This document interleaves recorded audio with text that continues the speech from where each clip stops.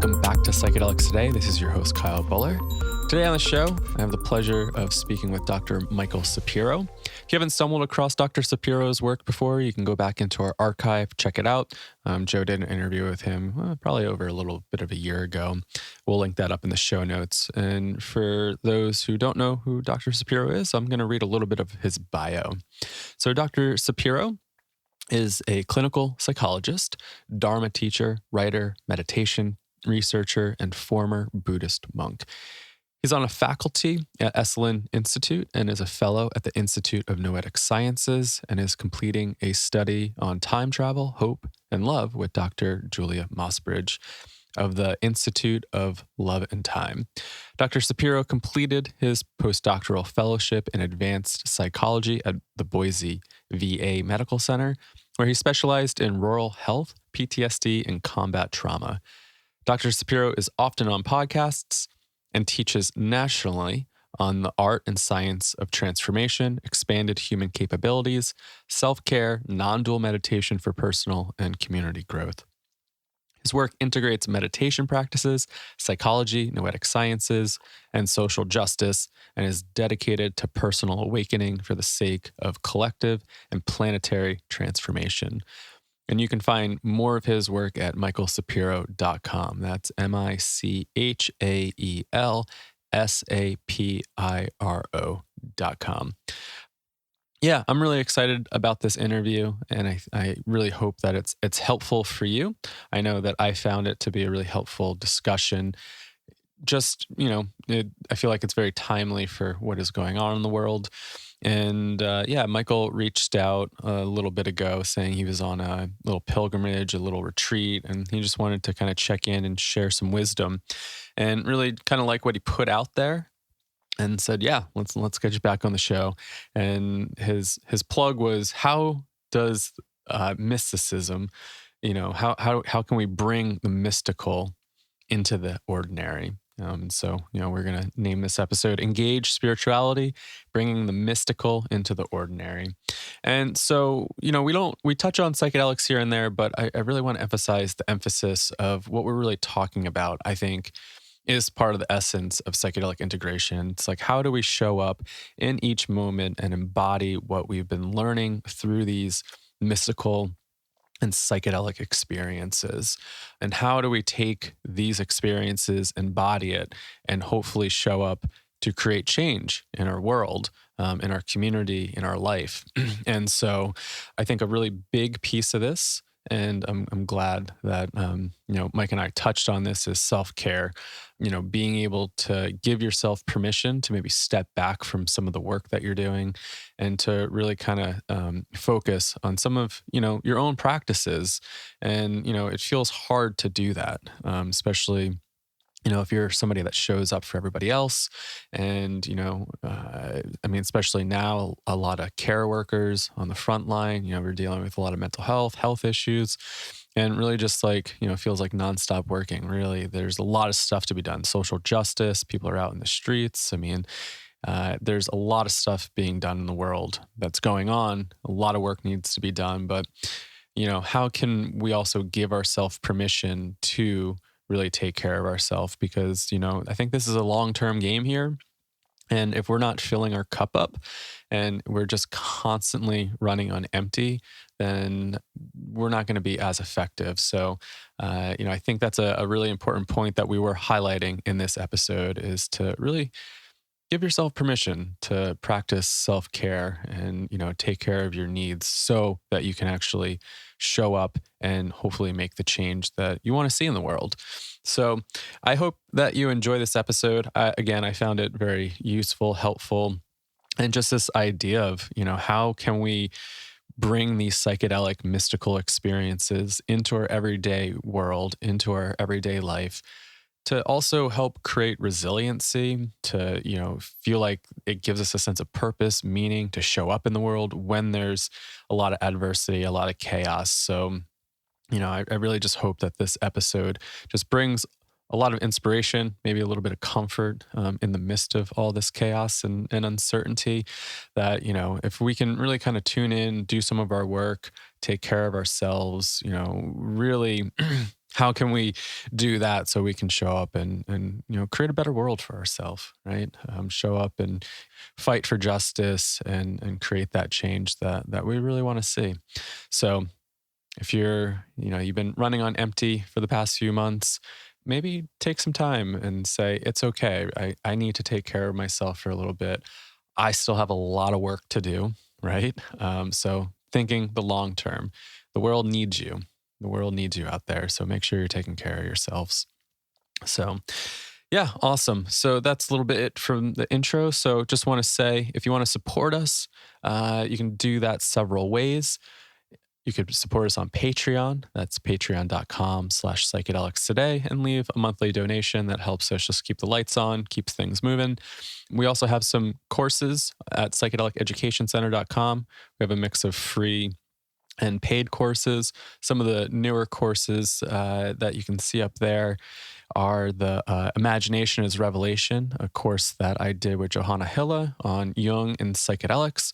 Really awesome course. Highly encourage people to check that out if you want to dig into how Jung could, maybe influence your integration practice and, just really see how that Jungian psychology can be really helpful for understanding your experience. The shadow course that I did with Dr. Ito Cohen's really fun. And, kind of digging into some of this shadow work. There's a lot of it emerging. So you can check that out. And we will be announcing our next round of Navigating Psychedelics for Clinicians and Therapists soon. Probably looking at the new year, probably do a little break for the holiday. But, if you're craving the information, you want to dig in, we do have our independent learner option, which gives you all the course material, but it just doesn't have the live supported part of the course. So, you can get all that information there, psychedeliceducationcenter.com. And if you want to support the show and can't do so monetarily, well, the best way to do so is to share a piece of content that helps us out a whole bunch. So yeah, share some content, subscribe to our podcast, like us on Facebook, follow us on Instagram. And, if you're feeling called, leave a review. All that stuff helps us out, helps us grow, spread the message. So that's the best way you can support us. So I hope you enjoy this episode with Dr. Michael Sapiro, and we will catch you on the other side. Hello, everybody. Welcome back to Psychedelics Today. Today, we are joined by Dr. Michael Sapiro. Welcome back to the show, Michael. Love being with you guys. Thanks for having me on. Yeah. So we're just following your journey a little bit. I know you've been on a little bit of a retreat. Do you want to let the listeners know what you've been up to recently? Yeah. So I've been on a travel pilgrimage and extended meditation retreat for the last 3 months. I have a camper and my dog. And we spent time in the forests of Vermont, New Hampshire, Maine, upstate New York, all around northeast of the United States, spending a lot of time in the forests and then coming in and out to meet friends, family, and some community. Mm-hmm. Awesome. Beautiful time of year to visit New England too. Starting to get crisp. Yeah, I'm glad to be here on that side of it as well as the hot summer that I was here for. Yeah. Oh, right. Yeah, you were kind of there in the summertime. Mm-hmm. Cool. Well, is there anything that kind of came out of this pilgrimage for you? Like any big insights? And I know we'll probably start to dive into some of the topics that we propose, but maybe this is a good segue into that. Well, it's a strange time for a psychologist who's working in the field to take off. I mean, we're facing tremendous stress with natural disasters, racial and social injustice from the pandemic and the economic crises. And so it's not as if that was the best time to leave a practice and let my patients go to other people. So what prompted me to do it was a need to have some deep healing for myself and to put the practices that I teach as a teacher of Buddhism and a psychologist into action so that I could come back out into the world and offer something that was truly felt, a healing that was from deep within, that came from beyond, from that mystical place that I think we'll talk about. And so that's what prompted me to do it, was really wanting to have some deep healing in my own life, facing crises just as everyone else is, and to touch that kind of undeniable, radiant source of love that I find deep in retreat. And of course, through psychedelic use or rituals like meditation, dancing, things like that. And I think this is a really big topic and an important topic for healers and therapists and just any sort of care provider. I mean, it sounds like you were kind of listening to your intuition here, even though it was probably really difficult to step away from people that really needed you Mm. to do your own resourcing and just Hmm. thinking that about like a long-term type of plan. Like what can you do now, even though the world feels like it's kind of crumbling and it's Hmm. just, there's so much chaos, to actually create that boundary for yourself to do your own work. I Hmm. think that is really important. And, it's always a topic of discussion within these fields, right? Like self care, Hmm. practice your self care. And what does that mean? Do many of us actually do that? Can we create those boundaries Hmm. between our work to actually do our own healing work? And so Hmm. I'm just really happy to hear that you took the time to do that for yourself. So, you could be of service to others. You're talking about climate change, right? Like Hmm. this is a long-term game, right? And how do you not burn Yeah. yourself out now, even though it's really chaotic, how to really be in it for the long run? And we talk often a psychedelic use gives us a deep connection to nature, to the earth. It gives us this kind of very palpable sense of interconnectedness, not just like, yeah, I know I'm one with the tree, but actually on journey work, medicine work, deep meditation work, any kind of work that kind of breaks down barriers of the individual and shows us our deeper interconnected nature, we can't not help but be in touch with those things. So it's really important right now to take the experiences we're having in medicine or journey work or meditation and make them practical, because shit is getting tough. Yeah. It's really stressful for so many people. And those of us who are in the service and healing field, which I actually believe is everybody, Right. because you Yeah. can be a non-anxious presence for anybody through eye gazing, just being in someone's field and going, I know you're freaked out, but I'll stay grounded while you freak out. And maybe you'll stay grounded when I freak out.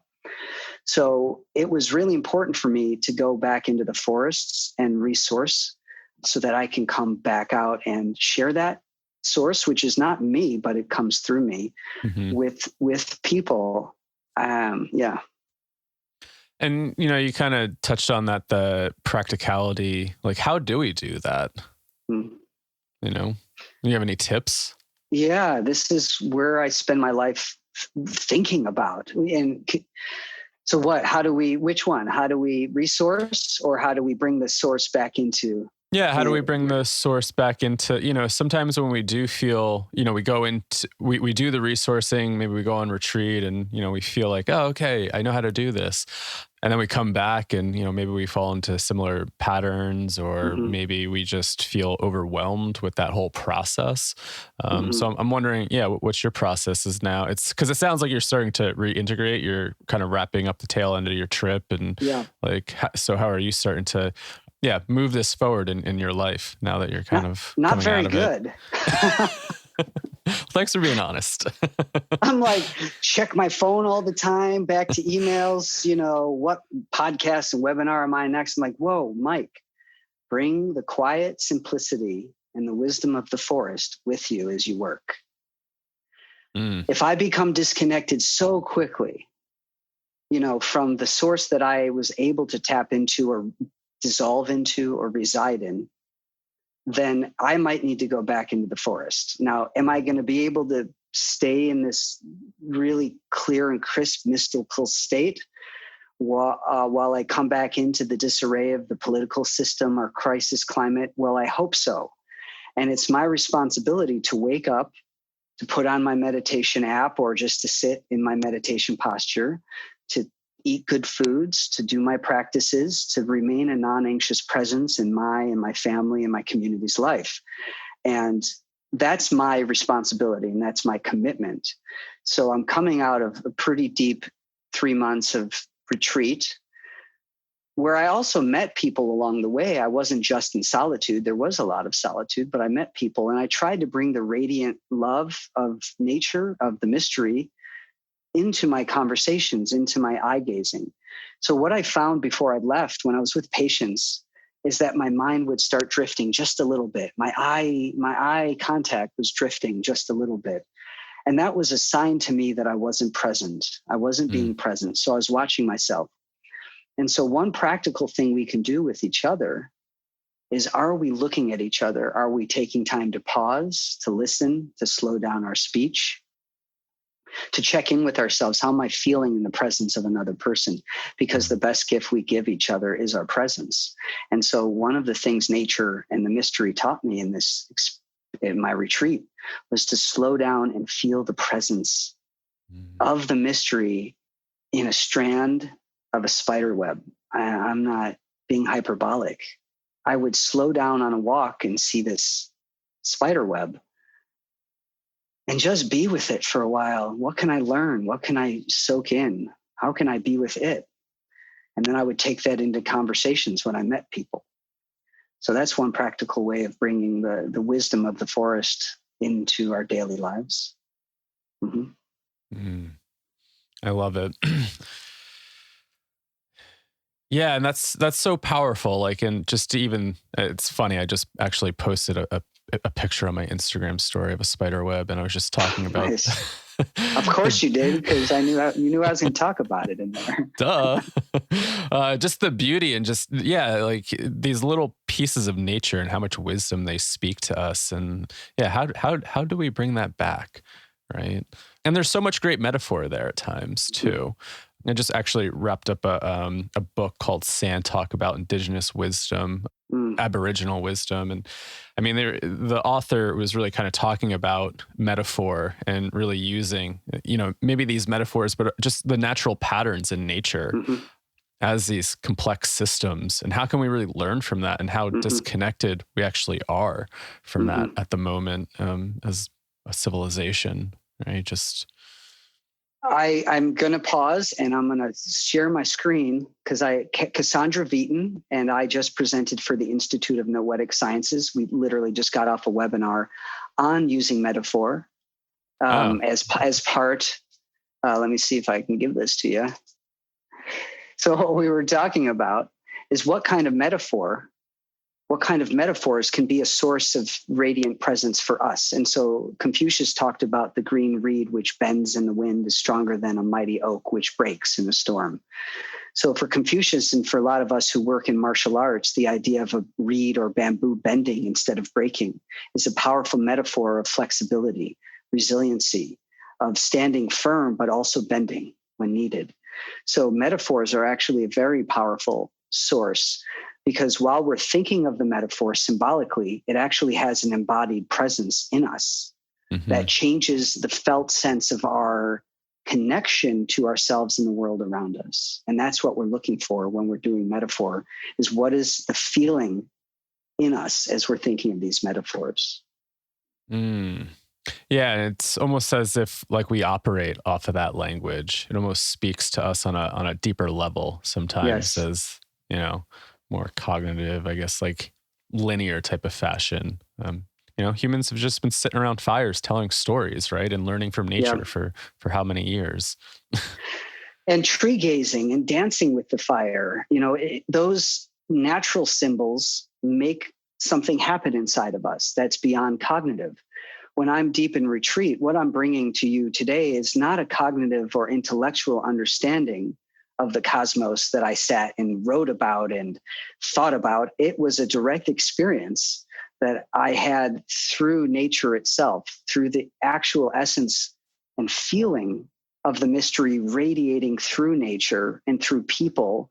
And that's what I want to bring to our listeners, is that this is where profound healing happens. And that's what we're hoping you guys on your show, me and my work, is hoping to really make this a practical, ordinary state of being in our ordinary lives. How do we take the mystical states that we experience through psychedelics or meditation or retreats and bring it into our daily lives? And that feels like the integration process at times, right? And that's something that I've really kind of focused on. Yeah, how do you bring these experiences to each present moment? And I remember chatting with my teacher, Lenny, about this. And he's like, that's the thing I've been trying to convey for so long. And how do we find the language? How do we like really explain this to somebody? Mm. And, for me, it's always been kind of metaphorical talking, right? Just like creating analogies and talking in metaphor. And sometimes that works, right? But sometimes maybe our linear brain doesn't really always like register it. Like for me, like I'm just thinking like, what does that even mean to be present in the moment? Like bring this in the moment, like, but you're coming back to this something that I think is really important. I'm kind of taking this self-paced Alfred North Whitehead class. And one thing that they brought up in it was different ways of knowing. And I forget what type of words that they used or whatever Whitehead has coined. He's coined so many different terms. But, just from the Western perspective, much of it, our way of knowing is visual.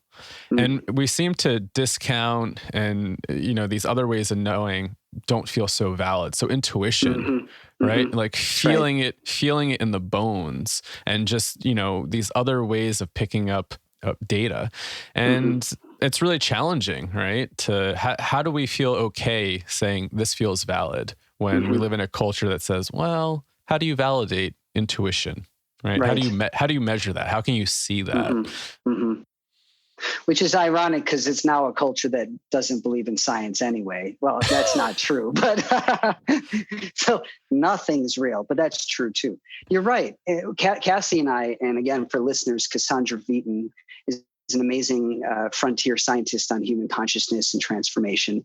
She used to be the CEO of Institute of Noetic Sciences, and they do study the science of intuition, the science of knowing. So when we teach at Esalen, we have a part of our workshop is called Ways of Knowing. That's what we've called it. And we ask a person to come to bring forth a decision they're trying to make in their life right now, an important decision. And what we do is we ask them to bring this decision to their intellect, to the cognitive part of their being, and say, go ahead and listen to what your mind has to say. And often what we find is there's a ping pong match. Do it, don't do it. Yes, no, good idea, bad idea. And then they sit there and then they go, they see the ping pong match. And normally that's where most of us reside, is in the cognitive aspect of our identity. And we just spend time thinking. And then we're like, I don't know. I could see it both ways. And now I'm stuck again. And okay, so we do the cognitive. Story and then of my we life. drop. That's where so here's the next piece is thank God we have more pieces here. Okay, now bring it into your body. Ask your body, what do you think about this decision? And then you get some really visceral physiological data that's immediate. Should I do this? Zoop. Should I do this? Do I want to do this? The body tightens. It gets hot. Fear, whatever. Do I want to do this? The body relaxes. There's joy. There's presence. That's some clear data. It's subjective. It's phenomenological. It's for only you. Your body, which has the wisdom of the universe, is telling you this feels good. This does not feel good. And then we drop into our gut, to intuition, into wisdom. Ask your intuition, what should I do about this? And most often people hear a word or a line. Be patient, slow down, listen more, learn more, get support. And now your wisdom, which doesn't talk to you like I'm doing, blah, blah, blah, blah, blah. It gives you a very strong, one powerful punch. Here, slow down. It's like, wow, I just need to slow down. That's really important to learn. And then we can ask our ancestors. We can ask spirit guides. Please, spirit guide, please, ancestor, what should I do about this? When I was going through a trauma earlier this year, I called in my grandmother, who was an Auschwitz survivor. And while I was crying and going through some really tough things, I said, can I have strength? And she was so clear in my ear. Stand up for yourself, have calm, resolute strength, get through. I mean, it was clearly her voice and her message. These are ways of knowing that most of us don't know how to tap into. Right. So we have to train and we have to learn to access all of these ways of knowing. Yeah, it's really powerful. And yeah, just, I mean, what you're saying is kind of how I operate. And something that comes up for me, and I bring this up often, even just talking about psychedelic experiences, is that next level of discernment too. And Mm-hmm. sometimes I feel like the monkey mind can get into, I feel that, but do I believe in that? Mm. I don't know if you ever kind Mm. of battle up against that too. It's like my Say body, more. Say more. like my body is telling me this. Mm. Say if I'm like, the way that I feel like I really try to discern if it's in my head and it Mm-hmm. just feels like static, we're taking so Mm. much sensory input, it's noise. But if there's Mm. something that is just so deep in my stomach that I feel Mm-hmm. sick and nauseous Mm-hmm. about, my body's responding, that's probably a good sign that I should probably listen to that. But Or then change you your have diet. yeah, well, that too. Right? But sometimes like that chattering mind can then step in and be like, well, do you actually believe in that? Mm-hmm. This is good discernment. Now, what part of you is stepping in? And does it have a prerogative? Is part of your monkey mind, as you call it, what's its agenda? Keeping the status quo. Don't change that. Most of what I teach people in private practice is how to trust and believe and love themselves. Honestly, yes, I do clinical work. I can handle the clinical presentations of PTSD, depression, anxiety, but truthfully, it's getting person one to love themselves deeply, to find the radiant source of love that is always present, always resounding in us through sensations, through nature. That's number one. It's a non-dual state of being.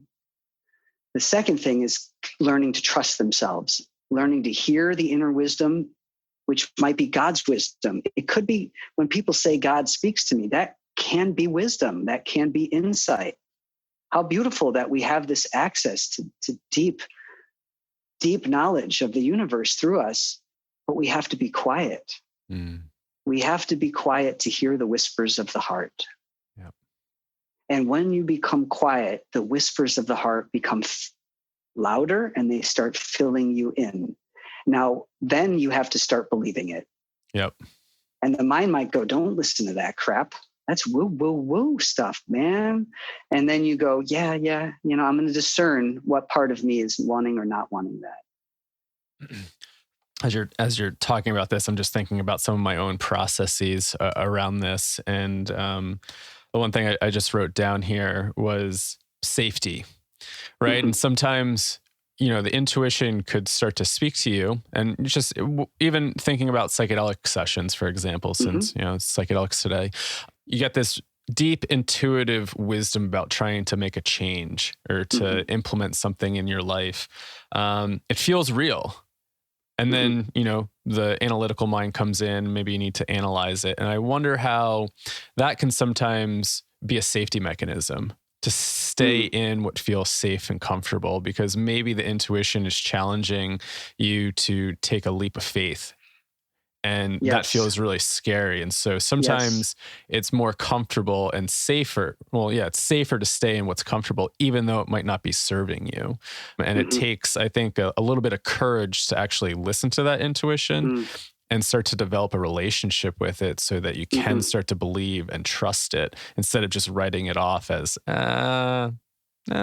my body's just acting weird, right? Well, body's acting weird for a reason. It knows. And I really appreciate you bringing up safety.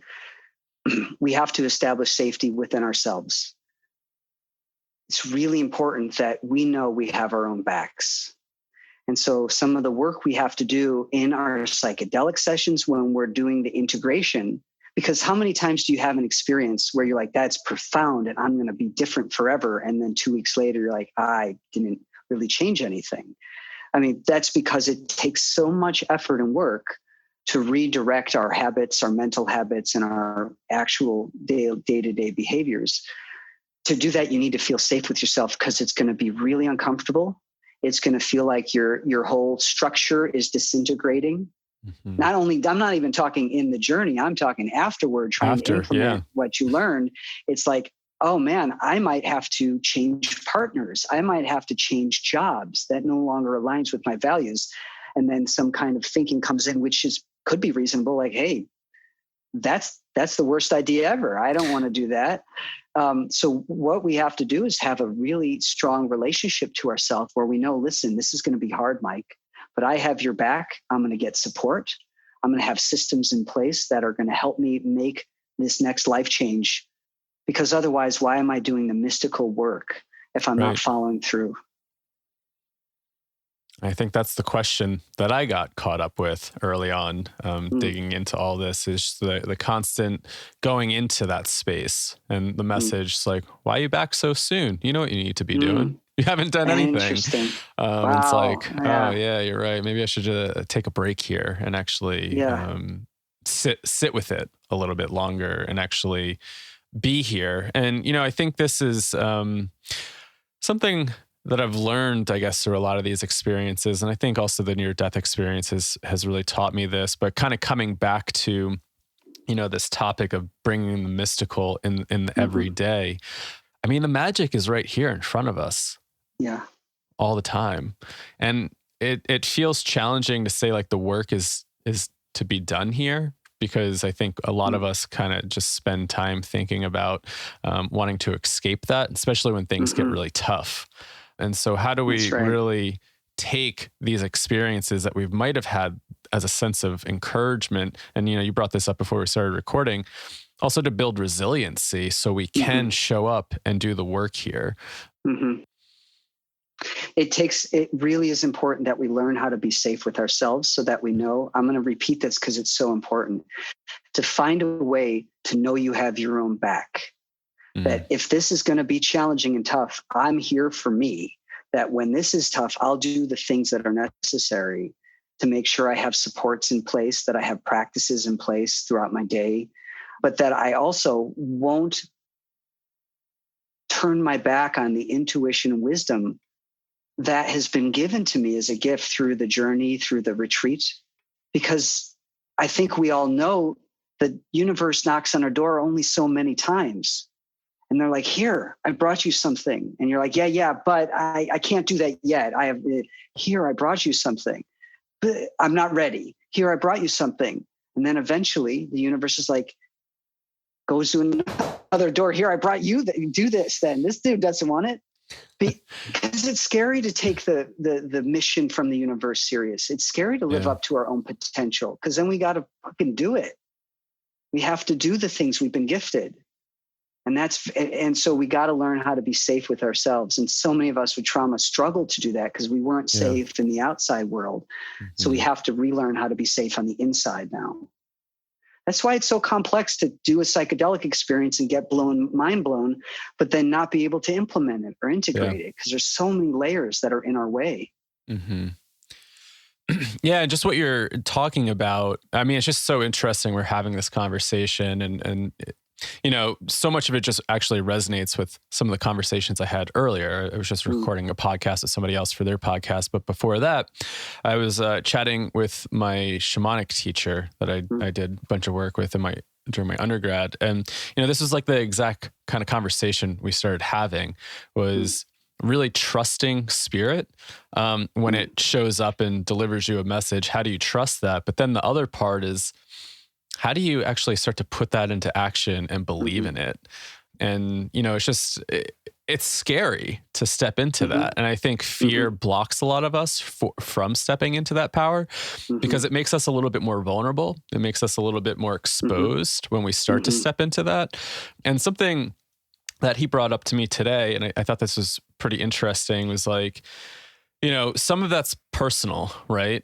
But also what's going on collectively right now too. And for so many people to maybe step into that can be very threatening, right? And that is triggering a response in a lot of us. I want to stand up and speak against this, but the whole world is then, pointing fingers at me or saying this and that. And, we're seeing that a lot in the social media world, and just in general. There's a lot of tension on both sides. And when we start to step into that power to put ourselves out there, we're really exposing ourselves for possible attacks. And, maybe that discourages us for actually doing really good work in the world, and to step into those roles. Again, for me, hearing all that, how do you step in? How do you step into action when we're afraid, right? It doesn't have to mean we're putting ourselves out in front of public. It can mean that we're treating someone who's homeless differently than we ever had. I really want to put the message out of start simple and pivot slowly.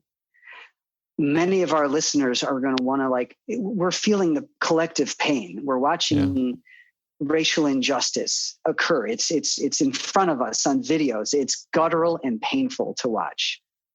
It hurts our beings. And we're like, I feel stuck. And by the way, this is no different than having a meditative or psychedelic experiences that blows our minds and hearts open to see the suffering of the world, where we end up coming out and going, I'm going to take vows. I'm going to become a bodhisattva and start serving my country, serving my world, serving the environment. It does take courage. But what I'm saying, I think it really does start with small, minute steps of just, can I stay kind today? Can I do the thing that will make somebody else feel safe? Can I do the thing that will make an impact on maybe a few people's lives and see how that feels? Because even that is putting us into a vulnerable position. Yeah. Not everyone wants to be greeted with a smile or with a bright eyes or with I feel you. They want to be left alone. So you putting yourself out there can be vulnerable, but start small. Start in small ways where you can start testing, what's it like to put myself out there? Yeah. Yeah, and that's so important. And we chat about that pretty often, making these small local adjustments and how do you maybe even just show up in your own family system, right? Yeah. And try to make those changes, your friend system, wherever you're around, right in front of you. How do you start there? Yeah. So, a part of making the mystical ordinary is turning the mystical into behavior. So for me, mysticism is an act. It's a verb, actually. It's greeting each other. It's eye gazing. It's having source meet source. It's love meeting love. It's love meeting hatred. It's love meeting unkindness. So what I learned in the forest in when I was doing my own healing work is that the mystical states are actually ordinary, profoundly ordinary states of greeting the world present through my eyes, through my being, through being quiet when I'm agitated. Look, it's not a blissed out state. I'm not saying I had 3 months of a blissed out state. I had 3 months of tumultuousness, of fear, of anxiety, of sadness, of deep grief, of my own PTSD being triggered by bears in the area and having terrible wild thoughts that I had to soothe myself in the middle of nowhere, so I didn't have to react to what was in my mind, so I could actually react in real time to any real threat. Making the mystical states ordinary is a verb. It's turning mysticism into an action. And that comes out through our speech, eye gazing, through the way we listen, the way we show up for ourselves and other people. That's where I found it residing. I love those little small things, eyes gazing and just being present. I mean, because that sounds like a big thing. How do you bring the mystical and the ordinary and feel like to embody it? And I mean, one thing that really started to come up as you were talking was, how do you, for people that feel like, I'm just thinking about some of the states that I've been in felt really expansive afterwards, right? And then I feel like I can embody that. And then I go to people and I try to just be there. And then, maybe it's not well received. And then it makes me kind of shrink back up. So your state of expanded radiant presence is unaffected by how it's perceived or greeted.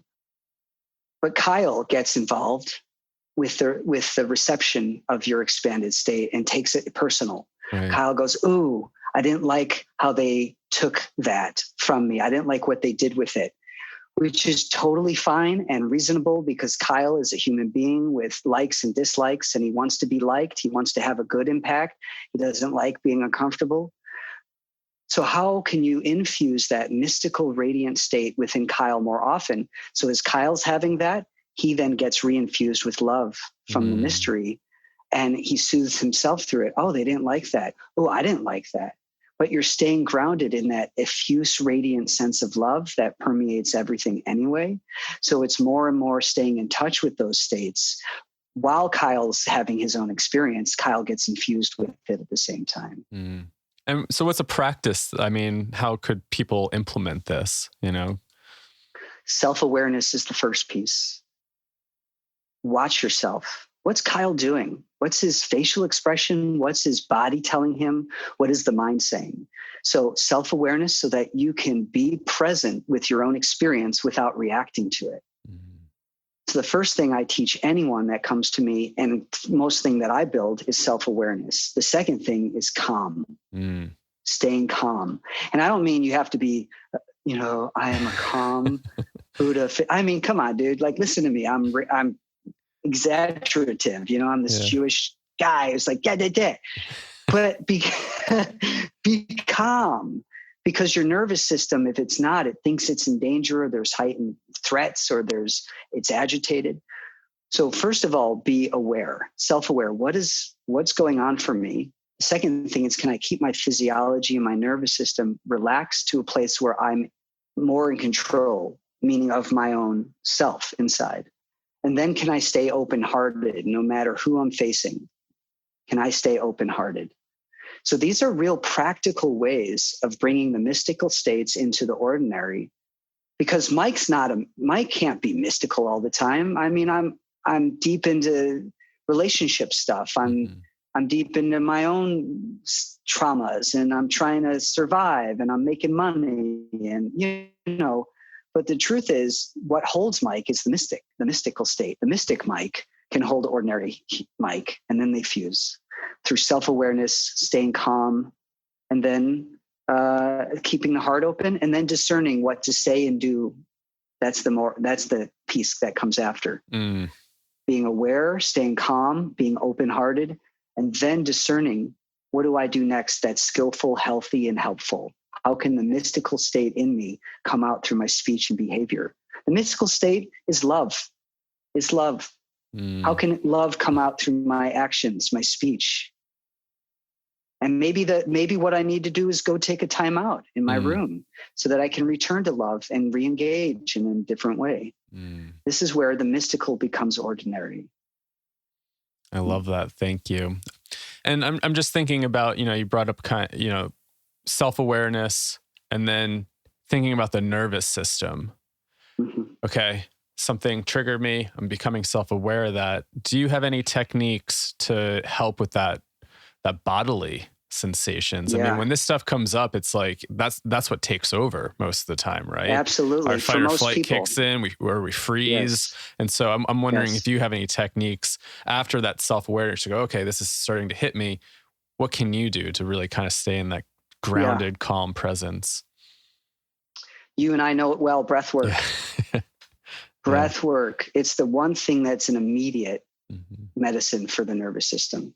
The second thing I suggest is self-talk in a way that's soothing, in a way that hey man, this is hard, but I've got you, Mike. You can freak out, but at least I'm watching. And people listening might go, corny, or I don't get it. But once you start being the witness of your own experience, you can be the soother of your own experience. So if I'm aware, Mike's freaking out, I'm tense, I don't like who I'm talking to, all this stuff's coming out, I can actually see it and go, Mike, calm down. You're okay. You're not in danger. If I was in danger, I wouldn't talk about it. I'd run or I'd fight. So if I'm not in danger, I'd be like, Mike, you're okay. I do my deep breathing, ujjayi breathing. I do ujjayi breath, which is in the throat. You have other ways. All our listeners probably do different breathing techniques. I go to deep nasal and throat breathing. My belly extends. And within 2 to 3, look, I already feel better watching you, right? We calm ourselves down through deep breath. And then we tell ourselves, you're not in danger. There's no blood. Hold on. Listen. You feel the shift just talking about it brings to us in our space. Mike, calm down. You're not in danger. Just listen for a second.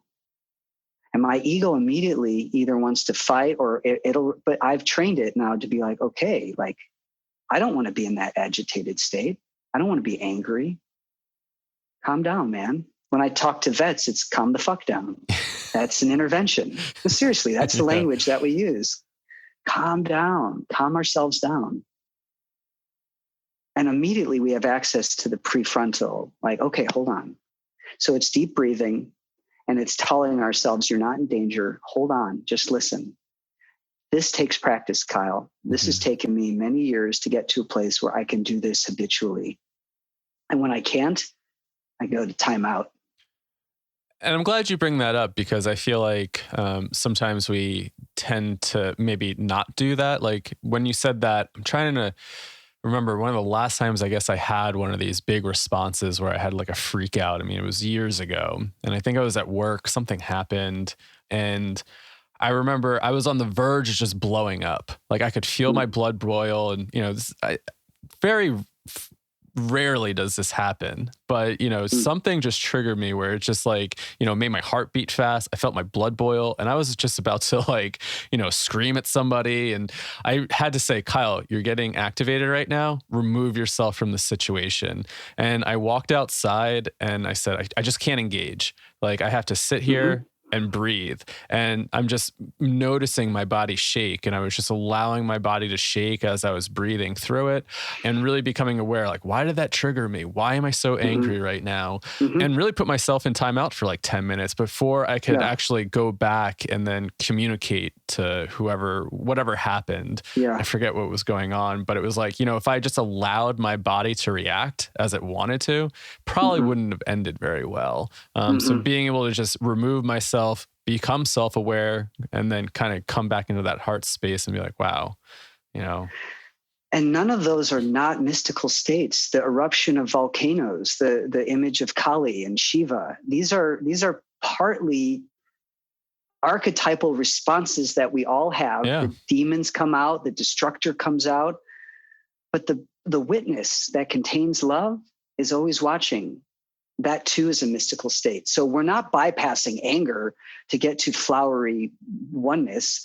Anger is a part of oneness. It's a piece of oneness. But who's in charge here? And so what we're doing when we're self-aware, we're actually bringing in a witness, which is borrowing the strength of the awareness itself, which is well beyond us. We're tapping into a greater awareness that we get to use to see ourselves in action, to then make skillful, healthy, helpful choices for ourselves and others. Why are we talking about this on a psychedelic show? Is because psychedelics give us access to mystical states that we have to learn to integrate into our daily lives. Otherwise, what's the point? For me, there's no point if we can't contribute to the well-being of our collective society and the earth and our ancestors and the planets. And so we're getting this beautiful gift of self-awareness, of great global awareness to use in our daily way. So when you're freaking out, you can borrow strength from God, from insight, from wisdom, from ancestor to bring into yourself. Go, Kyle, calm down, step outside so you can be a better human being for everybody. Yeah, beautiful. Something that you just said the word bypassing. So my brain immediately goes to, bringing the mystical into everyday reality. And I'm thinking about just being open all the time, and then maybe not being able to, we bypass some of these quote unquote negative emotions, good vibes only, no negative vibes here. And just, I wanted to hear any thoughts that you have on this idea of bringing the mystical in the ordinary, in the everyday, but also this concept of spiritual bypassing. And you guys do a great job of making sure that your speakers and your guests, really speak to this. Because I listen to you guys, and I love that we're not bypassing the negative, stormy, hard, challenging stuff to get to the blissed out states that we get sometimes. It's because we're human beings with the nervous system and emotional and psychological systems that are wavering up and down. And it's tough to have equanimity where we're doing less of this. And so the truth in my traditions, the both non-dual and the Buddhist traditions and psychological tradition, is that the ups and downs are a part of the great mystery. And so how do you embrace them in ways that are not destructive to your physiology, to your mind, and to other people's well-being, or to the earth? How do we learn to be a bigger container of what's up and down? So the mystical state is both the container itself and the ups and downs that are inside of the container. We become both as we practice deeper, as we have these insights. Who's the witness of the psychedelic experience? Who's the witness of the mystical state? they're unmoved by what's happening inside the experience itself. So we're both the doer and the thing that's being acted on. So bypassing automatically cuts your connection off with what's true and ever present. You're like saying, not that though. I love God, but not that part of God. I love the mystery, but not that part of the mystery. It doesn't mean we indulge those states that are destructive. It means we learn how to use them to transform ourselves. There's a concept called post-traumatic growth. How do we take a traumatic experience and become transformative? How do we grow out of that so we're different and we're more radiant and we have more well-being after the trauma experience? Doesn't mean I want to encourage us to have trauma so that we can have that. It's just about not bypassing anything, really accepting radical acceptance of all of it while becoming the source and the container of all those experiences. Yeah, and I think that's an important point, is being able to accept it, right? I was just chatting with my teacher earlier about this, of just accepting reality. And sometimes that's a really, really, really hard thing to do. I know. How do you accept the uncertainty? How do you accept all the stuff that's unfolding in front of our faces? How do we accept, trauma that's happened to us? And that's really hard. And I don't know if any of us really get to truly feel comfortable with it, but how do we at least just come to accept that this is life, and life is full of all this type of suffering. Yeah. And there's only sometimes so much I can do, but I can at least just acknowledge that this is happening at times. Yeah. And be okay with it, right? And sit with it. I mean, this is, I think, the one thing that death has really taught me is, life is really magical, even in all those highs and ups and downs, because it's teaching us about ourselves, right? It's really informing us, and to really sit with a lot of those emotions. It's tough, but it also makes us human. And that in itself is go ahead. No, I was just gonna, that in itself is pretty magical. I mean, to wake up here and feel everything. That's an elevated concept, right? Where you can see the magic in the most painful of stuff. And it's not to invalidate the deep pain and suffering that comes from injustice or trauma. It's not Mary Poppinsing it. I just made that into a term, what do you call it? It's just not making awful things nice and sweet, because they're not nice and sweet. What we're witnessing is not kind. But how do we see the magic in life arising? That takes radical acceptance. And then actually, in the deepest sense, it's life just living itself. Yeah. It's life living itself through us. The universe is learning about itself through our experiences and the way we engage and interact with life unfolding. Yeah. The universe created me. It gets to look at itself through me, handling these circumstances. You and I will handle the same circumstance differently based on conditioning habits, ancestors, the way they went through life and passed it down to us. But in my tradition, it's the universe seeing itself through our experience. Yeah. And so there's really not a Kyle experiencing anything. It's just the universe experiencing itself through this unique thing that you call Kyle. But that's on the one hand, that's the non-dual way of looking at life experiencing. But then we have the hard relative, Kyle and Mike do suffer, and it is painful. So acceptance is one way of starting to work with that, of to going, this is a really challenging circumstance. I don't like it. I'm not comfortable in it, but it is happening. So now what can I do to engage in a way that's skillful, healthy, and helpful for myself and other people? And that's where, again, we can pull in from those mystical states, which are loving states. How do we infuse that into our behavior, going, I don't like what's happening, but I accept what's happening. And so now how do I engage in a way that's healthy, skillful, useful, adaptive? And we can be informed by the mystical states. Yeah, that's beautiful. And just thinking, I feel like that's how I approach a lot of this stuff too. And I'm just glad that you emphasize that when I was speaking. It's not to say, oh, I accept this and nothing feels bad, right? Like we all have that. I mean, we're human, right? Mm-hmm. But it's Mm-hmm. just this radical acceptance that this is happening. Mm-hmm. This really sucks, and it's painful. And, Yes. and just thinking about like what's going on in the world right now, I always think about, especially with spirituality and mystical states, kind of like this passive versus more active role. And, you know, do we sit here and go, oh, this radical acceptance, right? Like everything's on course, everything's playing out, life is constantly becoming and perishing, doesn't matter, versus actually saying, no, this is happening. And Mm-hmm. how do I take action on some of these Mm-hmm. things? Yeah. And I wonder, do you have any tips on how to get more involved with that? Like, how do you step in Mm-hmm. to create that action? And is it important? Mm. Kind of this active and passive approach to Mm-hmm. working with the mystical here. Yeah, I really like that conceptualization for those of us who do these deep practices. There is both components, if not more, of like a passive, like when I'm in the forest sitting meditation for long periods of time, I don't talk and I don't meet with people.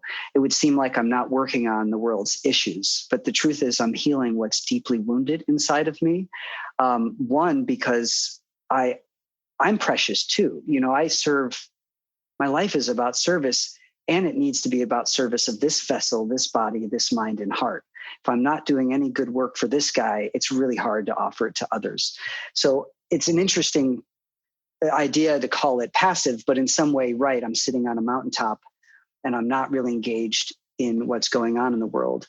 But I do trust that work on the mountaintop will radiate outward.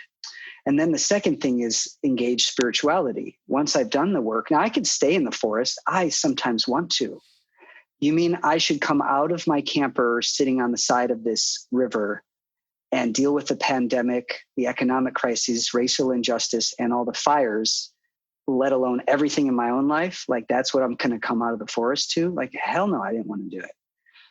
But within me, there was a call to serve again. And so how do you discern when it's time to be passive and sit and do the inner work, and when it's time to be active and engage spirituality?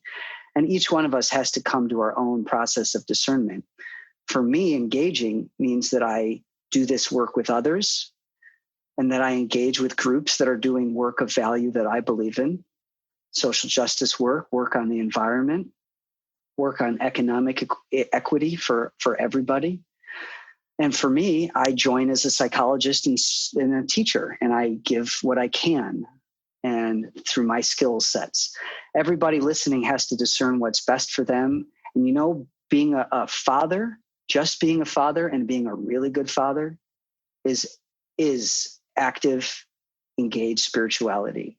Being a really present wife, really tending to the spouse and the partner.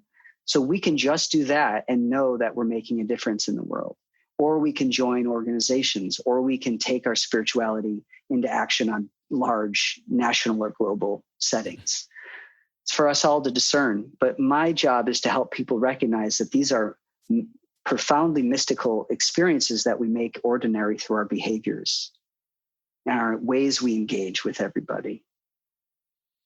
Yeah. And I just love that you brought up the parenting part of this. I mean, first thing that kind of popped in my head is just hearing this guy that I follow, Martin Prachtel. I don't know if you ever came across any of his work, but he's got this whole kind of thing about keeping the seeds alive and how potent that is, right? Really kind of keeping the next generation inspired, healthy, to really kind of be stewards and to really show up and give these new seedlings love, support, encouragement.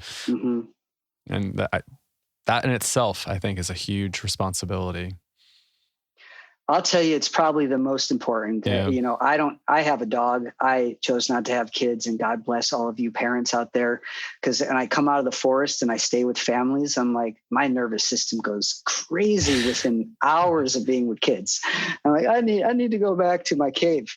So really, parents, that's where it's at. That's where the real work of transforming our communities honestly happens. And so when I'm talking about engaged spirituality, being the best parent you can be will help bring up a generation of people that are kind, responsible, responsive, those who pay attention. So that's where, and it's not unmystical. It's not like there's not radiant love. I can't imagine a deeper love, a deeper bond. And so we can bring the mystical states into parenting by doing what we talked about, the self-awareness, staying calm. There's some really good skills for parents out there so they can manifest that deep love that's radiant throughout the universe right through into their children and back at them from their children.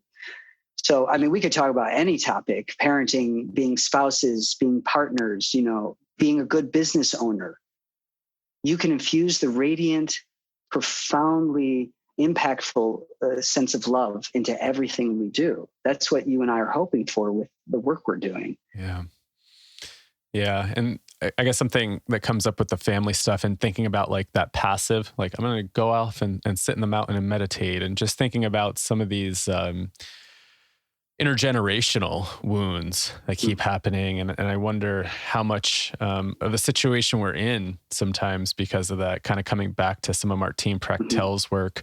He kind of always says and if anybody follows me on Setting Sun Wellness, this is kind of like the backstory where I got this name from, he says the hungry ghost chased the souls towards the setting sun of the west. And so, we keep running from our past. Maybe we're running from the undigested trauma and wounds of the things that came before us.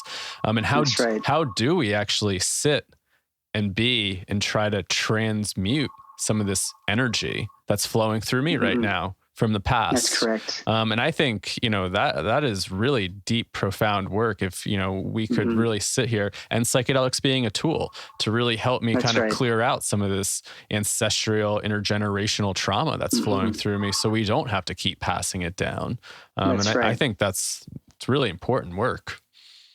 That's so important. And that's what, for me, that's what karma is. Cutting karma in many spiritual traditions. We're trying to stop the forward movement of past experiences from impacting future ones.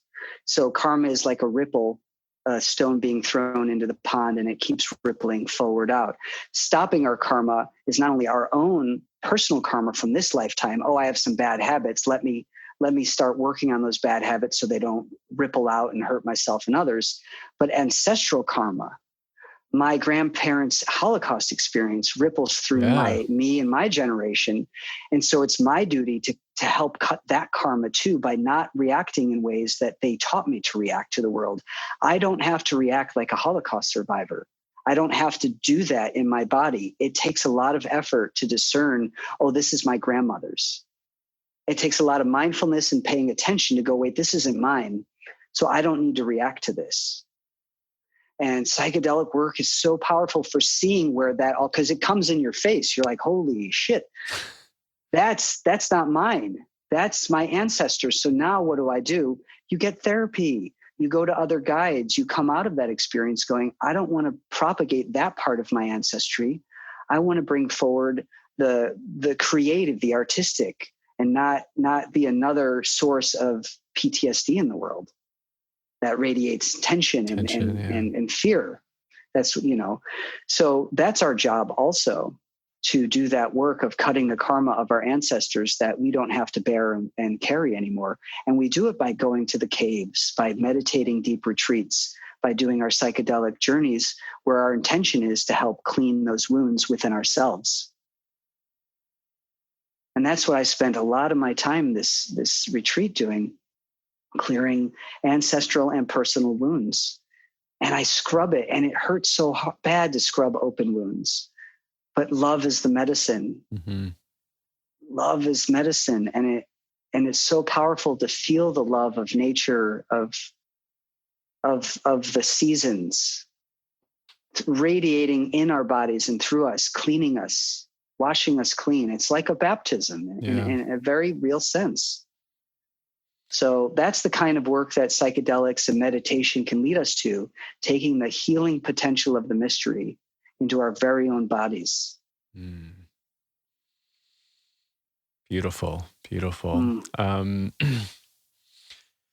Yeah, and I'm so glad that, you're putting, your wisdom into practice here, right? Mm. It just makes me think that being able to do this deep work, and we could call it like that passive, even though it's very active in that space, dealing with Right. those demons and everything, has ripple effects. And you know, just thinking about a lot of the people just people in general. I was going to say helping Hmm. fields, but yeah, as you mentioned, everybody helps one another.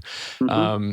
But just how self-care can sometimes feel selfish. I remember I Yeah. texted a friend. I was like, yeah, I've been really selfish lately, just really focusing on my self-care, being on my bike and trying to do this, do that.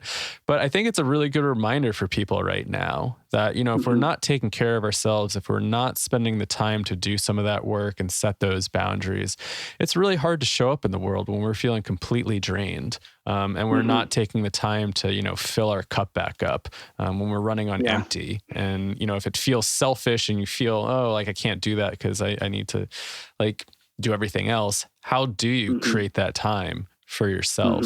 Hmm. So you can show up in the world Hmm. and be of service to other people, Hmm. right? And I want to help the listeners have a little differentiation. And I love how you brought it up. Selfishness is doing a behavior that negatively impacts other people, like on purpose. So you're selfish if you're leaving your spouse with 3 kids and you're like, I'm just going to go do this thing I want to do because it feels good. And you're like, you didn't check in with the spouse, you didn't plan for it. It leaves them kind of like left and like, well, I got to care. I got to do all this like that. That's where selfishness actually comes in. Being self-focused is different. Mm, It's okay that we have time being self-focused. Being selfish is doing things that hurt other people. Being self-focused, it may have that impact. It actually might, like, hey, I'm going to go to the gym, and your spouse is like, all right, it's not the best time, but go do it because it's important for you. You have to discern the difference. So, because it's not selfish to take care of the vessel that your consciousness is housed in. It's important so you have good health to contribute to others' health. It's important because you're precious and you matter. You don't have to be selfish to take care of yourself. So let yourself off a little bit because a lot of people say, I feel selfish when I take care of myself. I've been That's in not that too. fair, Yeah. actually. That's not fair. If you're being selfish, call yourself out on it and change your behavior. If you're just taking care of yourself out of self-love, because your health will positively impact other people's because we're interdependent, then it's really important you do take time to be self-focused. And so I just wanted to create that little bit of I love differentiation. that. Yeah. Yeah, thank Hmm. you for making that. So yeah, I want to give Yeah. people permission to be a little self-focused during these chaotic Yeah. times right Right. now. Really, Right. yeah, develop that self-compassion, self-love, and take care of yourself. It's heavy out Yeah. there. There's a lot of heavy collective energy. So Yeah. And I guess to if we're ending soon, I get, the message is you're precious. This is your incarnation on earth. Use this time wisely. Take care of your bodies, your mental health, your spiritual health, because that radiates out to everyone you meet. And we are all responsible for everybody's health. So start here, and that will radiate outward because this is truly a precious experience we get to be human. Mm-hmm.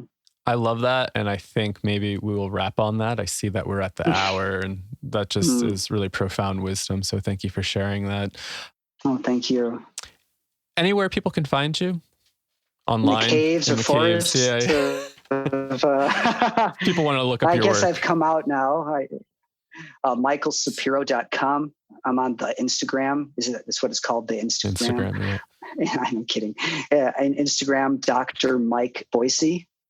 So michaelsapiro.com, Dr. Mike Boise.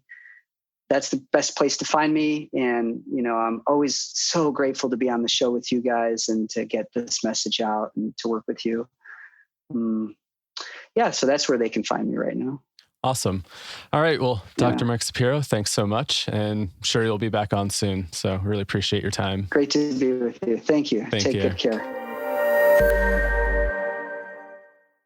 All right. Welcome back, everybody. I hope you enjoyed that episode with Dr. Michael Sapiro. I know I love the conversation. It was really helpful and just really some great reminders right? To practice self-care, to learn how to really bring the mystical into the everyday life. And, this got me thinking of something that I typically read at my introductions to breathwork workshops. you know, why does some of this stuff matter? Why does working with psychedelics matter? Working with transpersonal states matter? And as I was going through this interview, chatting with Mike, and then also recording the intro and outro here, it just reminded me of something that I typically read at the breathwork. And so this is from Dream Shadow, our teachers over at dreamshadow.com.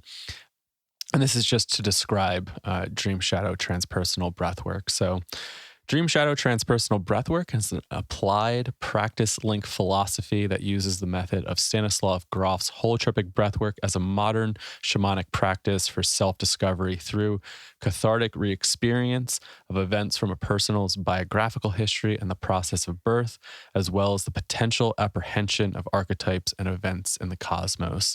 The term transpersonal refers to experiences where our sense of self enlarges beyond ordinary feelings of individuality to feeling of profound connection with humanity, nature, ultimately perceiving that the present holds within itself the complete sum of experience, backwards and forwards, that whole amplitude of time, which is eternity. These experiences facilitate a deeper understanding of ourselves and our life's meaning. They give us increased comfort in daily life and a spiritual intelligence that fosters calm and optimism amidst the difficulties of the world.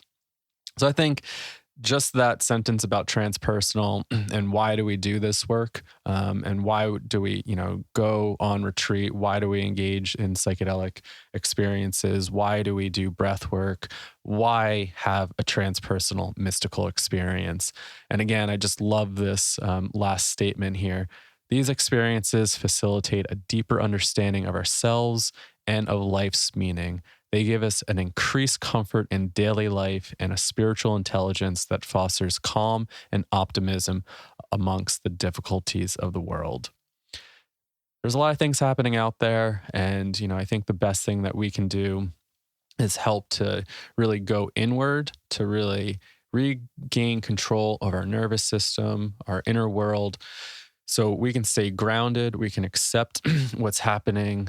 We were chatting about that idea of acceptance. It's not saying, oh, it's happening and whatever, but it's like, this is happening, suffering is happening, and how can I, maybe show up and make some change here or do the work? So, how can we really go inside to do the work, to come back out and really create that change? Even when things are feeling really difficult, when the world feels like there's so much uncertainty, how can we find the comfort within ourselves to really just show up and be present for people that may need it? We're in this together. As my teacher says, we're the descendants of successful tribes, and we work in communities and we need each other. So yeah, I think that's about it for now. Thanks for listening, everybody. So again, I just want to emphasize that self-care piece. I know it's been a heavy few months, and be sure you're taking care of yourselves. And I just want to help you give yourself permission to take care of yourselves. It's hard. I struggle with it. So, I have to remind myself it's okay to take care of myself. So yeah, thanks everybody. I hope you enjoyed this episode. Feel free to email us at psychedelicstoday, email@gmail.com. Let us know. Subscribe to our podcast on Stitcher, iTunes, Google Podcasts, wherever you listen to your podcasts. Subscribe. And if you're feeling called, leave a review, and we will catch you on the next episode of Psychedelics Today. Thanks for tuning in. Take care.